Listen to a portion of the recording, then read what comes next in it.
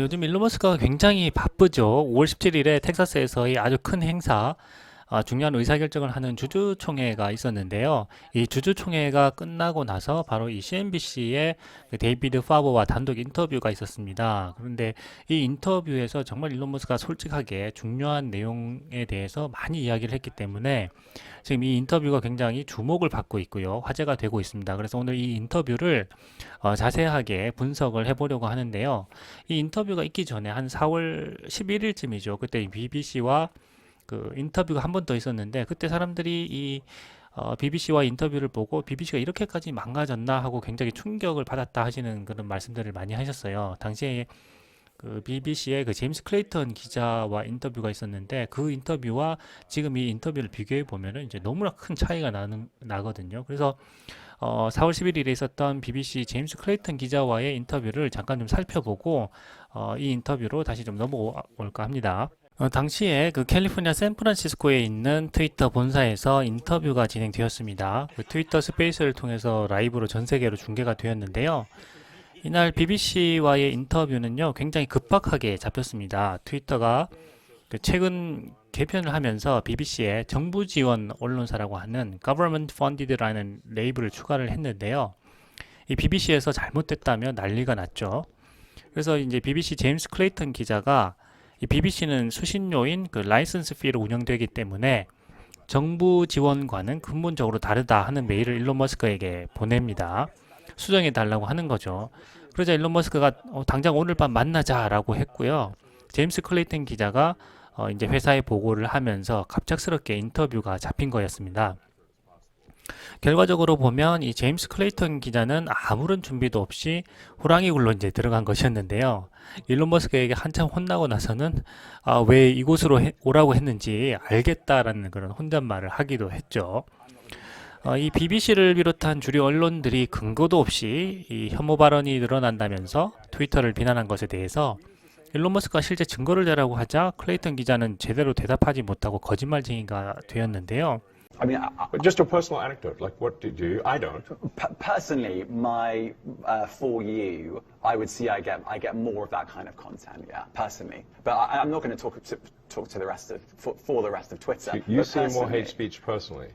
I would say I would see more hateful content in that. I'm not saying anything. I'm Well, I'm saying. just curious. I'm asking for specific examples, and you just said that if something is slightly sexist, that's hateful content. Does that mean that it should be banned? Well, 6 months. Okay, so then you must have at some point seen that for you hateful content. I'm asking for one example. Right. You can't give a single one. And I'm saying.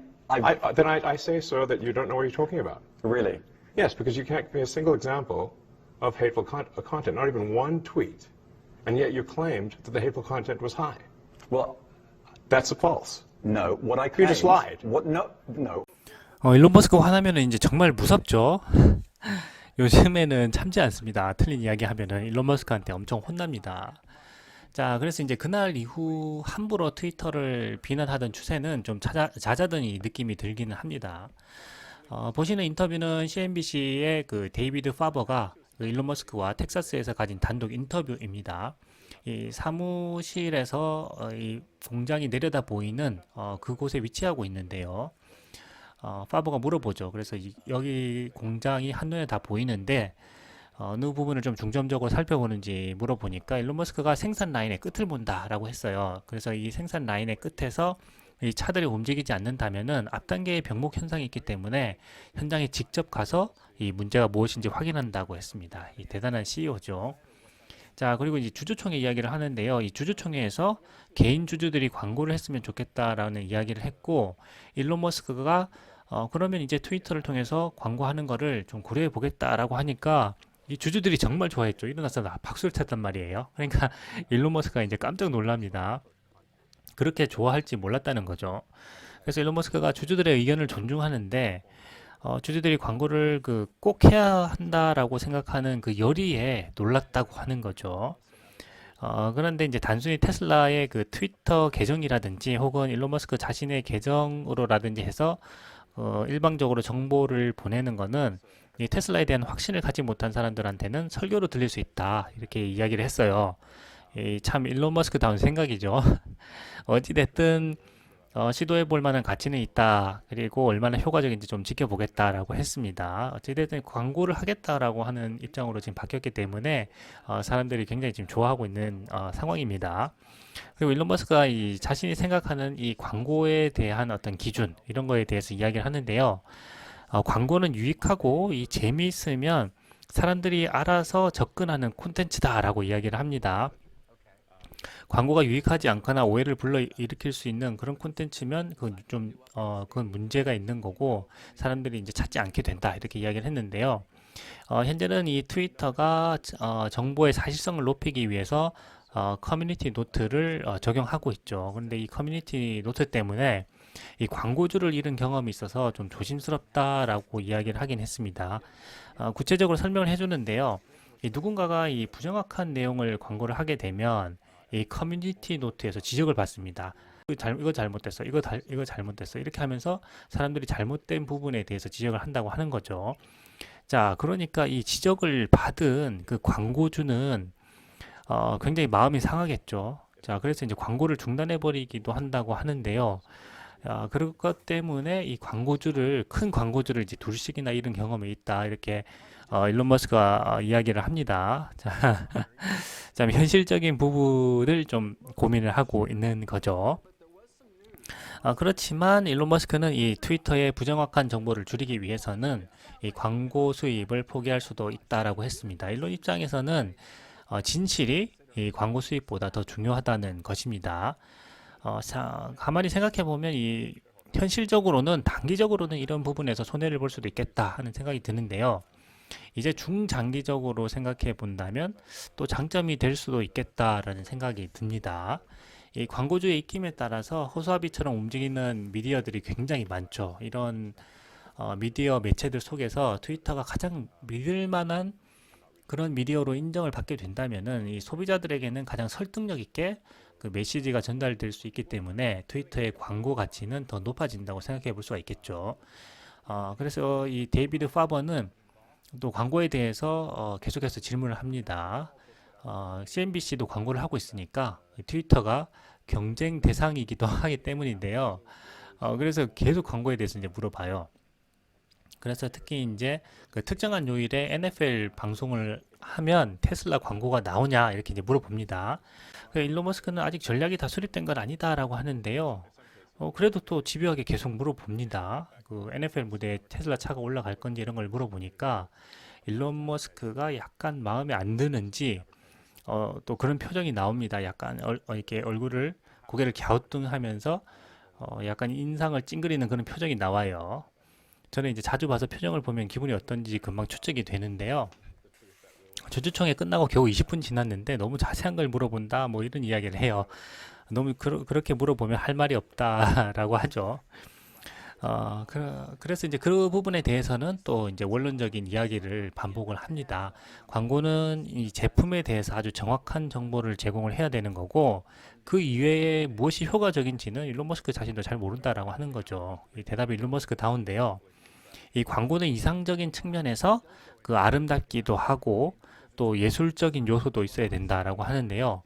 이 광고가 완성된 후에도 후회하지 않을 만한 작품이어야 한다라고 하죠. 이 일론 머스크의 광고 이론을 참 이해하기는 쉽지는 않은데요. 이 앞에 있는 이 데이비드 파버가 과연 일론 머스크 이야기를 얼마나 이해하는지 또 궁금하기도 합니다. 아무튼 광고가 이런 일론 머스크 기준에 부합한다면 좋은 콘텐츠가 될 수 있다라고 하는데요. 시청자들이 이 콘텐츠를 보고 자기가 시청한 그 시간을 후회하지 않도록 그 콘텐츠에 가까운 양질의 광고가 핵심이다 이렇게 볼 수가 있겠네요. 자, 그리고 이 주주총회에서 내놓은 여러 가지 통계들 관련해서도 질문을 하는데요. 일론 머스크는 이 테슬라가 비싼 스포츠카를 먼저 내놓고 그것보다 조금 더 싼 세단과 또 SUV를 내놓았기 때문에 이 테슬라가 비싸다고 사람들이 생각하는 경향이 있지만 이제는 테슬라가 판매를 시작하는 가격이 미국 내 자동차 평균 가격보다 이제 낮은 시점에 도달했다 이렇게 이야기를 했습니다. 실제로 사람들 생각보다 더 저렴하다는 뜻이죠. 그리고 이제 테슬라 차는 도로에서 가장 이제 안전한 차임에도 불구하고 또 많은 사람들이 이 사실에 대해서 잘 모르고 있기 때문에 일론 머스크가 또 광고를 해야 되는 그런 필요성이 또 있게 되는 거죠. 자, 그리고 실제로 이 충격 테스트에서는 이 테슬라가 볼보보다 훨씬 더 안전한 차라는 그런 사실이 또 알려지기도 했습니다. 3, 2, 1.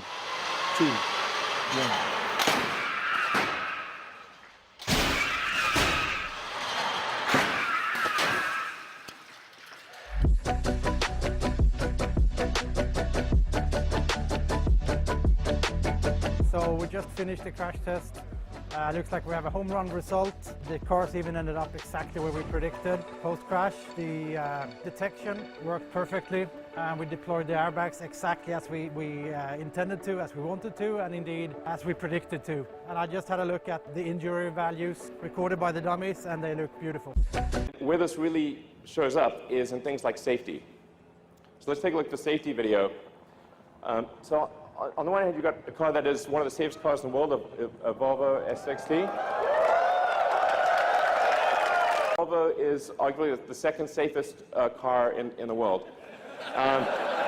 보시게 되면은 볼보보다도 훨씬 더 이제 안전한 차라는 게 드러났죠. 자, 그런데 이런 부분을 광고를 통해서 좀 많은 사람들에게 알리면 좋겠다라는 게 이 주주들의 그 마음인데요. 일론 머스크는 또 생각이 조금 달랐던 것 같아요. 근데 이번 주주총회를 통해서 또 광고를 앞으로 하겠다라고 이야기를 했으니까요. 한번 지켜보면 좀 좋을 것 같습니다.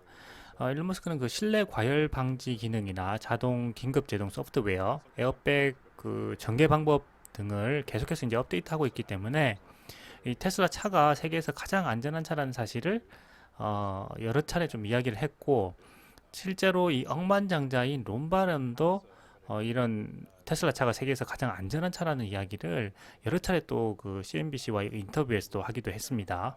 About number one, how it's the safest car that's ever been built in the world. The safest car ever built in the world.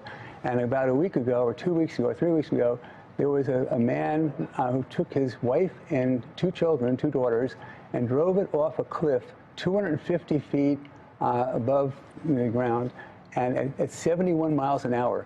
He was trying to commit suicide and murder at the same time. The car flies off the cliff and tumbles down to the bottom, and the roof on a Tesla is 30 or 40% stronger than any other roof, and the center of gravity is the middle of the car instead of the front of the car. And it rolls down to the bottom of the hill, and everyone's looking down, and then they lower people down, and they open the doors, and people just sitting there. They were fine. They were unscathed. Unbelievable that they got out and were able to. So unhurt. And so I told Elon he has to text about this and tell people that if they want to commit suicide, they should not be driving a Tesla. They should drive, a Bentley. Drive a Bentley, drive it up the cliff, you'll die. Don't do it in a Tesla. So number one, the safest car ever been built. 론 바론도 테슬라 차가 세계에서 가장 안전한 차라는 사실을 사람들에게 많이 알려야 된다라고 이야기를 하죠. 그러면서 일론 머스크에게 직접 전화했다고 해요. 그래서 이런 부분을 사람들에게 많이 알려야지 된다라고 하는 부분을 이야기를 했고요. CNBC 와서 다 이야기했죠. 그래서 자살하고 싶으면 뭐랬죠? 벤틀리를 타라라고 이야기했죠. 그래서 자살하고 싶으면 테슬라를 타면 안 된다라고 이야기했죠. 그 절벽에서 떨어졌는데도 사람들이 이제 다치지 않고 이렇게 나왔다고 하니까 이제 그런 부분에 대해서 이야기했습니다. 그만큼 이제 튼튼한 차라는 거를 이야기하는 거고, 그런 아주 좋은 장점이 있으면 적극적으로 사람들에게 이야기하고 홍보를 해야 된다라고 이제 한 거죠. 그게 이제 광고인 거죠. 그래서 일론 머스크에게 광고를 좀 해달라고 이야기하는 거고, 이거 억만장자인 론 바론도 이런 이야기를 한 거고, 우리 그 주주들도 같은 마음을 가지고 있는 거죠. 그래서 이렇게 좋은 차인데, 이렇게 훌륭한 차인데, 이런 훌륭한 차를 만들었으면 적극적으로 홍보해야 되지 않냐 하는 것이 우리 주주들의 마음이고, 이번 주주총회에서 일론 머스크에 전달을 했고, 일론 머스크가 그렇게 열성적으로 원하는지 몰랐다라고 해서 깜짝 놀랐다라고 하는 거죠. 자, 그래서 이제 적극적으로 이 트위터를 통해서 또 이야기를 하겠다고 했고, 이 또 트위터의 CEO인 그 새로운 그 린다 야키아노를 또 영입을 했기 때문에, 이 린다 야키아노와 또 마음을 합쳐가지고 이 광고를 또 적극적으로 하게 되면 훨씬 더 좋은 영향이 또 있을 거라고 생각이 됩니다. 린다 야키아노를 영입하면서 많은 사람들이 이제 그 환영을 했습니다. 정말 이 미디어 광고계의 그 원더우먼을 이 트위터의 새 CEO로 영입하는 거에 대해서 굉장히 또 찬성을 한 거죠. 그래서 이 린다 야키아노 같은 경우에는 그야말로 이 미디어 광고 업계의 그 원더우먼입니다. 그 아주 인턴으로 들어와 가지고 나중에 대표까지 하게 되니까요. 여러 회사에서도 CEO를 맡은 경험이 있기 때문에 이런 커뮤니케이션에 대한 부분에서 일론 머스크보다도 이제 나은 거죠. 그러니까 일론 머스크가 영입을 했겠죠. 그래서 이 기업은 문화가 전부이고 그 변화에 직면했을 때 이 문화를 변화시켜야만 기업이 성공할 수가 있고, 자기는 그런 부분에서 이 커뮤니케이션과 광고를 잘 접목해 왔다. 이 기술을 4차 산업의 이 기술을 잘 접목해 왔다라고 이제 이야기를 합니다. 그것이 이제 성공의 주요 원인이었던 거죠. 자, 그래서 일론 머스크가 이 린다 야키안을 영입했기 때문에 테슬라에 조금 더 이제 기술 발전에 이제 그 집중을 할 수가 있고, 나머지 부분은 이 린다 야키아노가 이 광고 영업 등을 통해서 이 수익을 크게 이제 올려줄 거라고 이야기하는 거죠. 그러니까 앞으로 이 트위터에서 이 테슬라의 그 광고 부분에 있어서도 많은 변화가 있을 것으로 또 생각이 됩니다. 오늘 그 인터뷰에서는 굉장히 또 많은 주제들이 다뤄지고 있습니다. 그래서 가장 먼저 주제인 이 트위터에서의 광고, 테슬라에 대한 광고에 대한 부분을 오늘 알아봤는데요. 이 많은 그 광고주의 입김에 따라서 호수아비처럼 움직이는 미디어들의 문제점이 있기 때문에, 그런 미디어들 중에서 트위터가 가장 믿을 만한 미디어로 인정받기를 원하는 게 결국에는 일론 머스크의 생각이고요. 그렇게 된다면 이 소비자들에게 가장 설득력 있게 메시지를 전달할 수 있게 되고, 트위터의 광고 가치가 더 높아진다고 생각을 하는 거죠. 자, 그렇기 때문에 이 지금 미디어 업계들이 굉장히 이 트위터에 대해서 관심을 가지고 있습니다. 그리고 이 트위터가 앞으로 광고를 하게 되면 테슬라에게도 굉장히 많은 도움이 되겠죠. 그래서 테슬라의 지금 가치를 사람들이 제대로 알지 못하고 있는데, 이런 광고를 또 많이 하게 되면, 유익한 광고를 많이 하게 되면 사람들이 이 테슬라의 가치를 알아보게 되고, 시장에서도 이런 가치가 반영이 될 거라고 생각을 합니다. 그리고 이 트위터의 CEO로 린다 야키아노라는 정말 훌륭한 인물을 영입했기 때문에 앞으로 트위터와 테슬라에도 굉장히 좋은 그런 영향을 미칠 것으로 생각이 됩니다.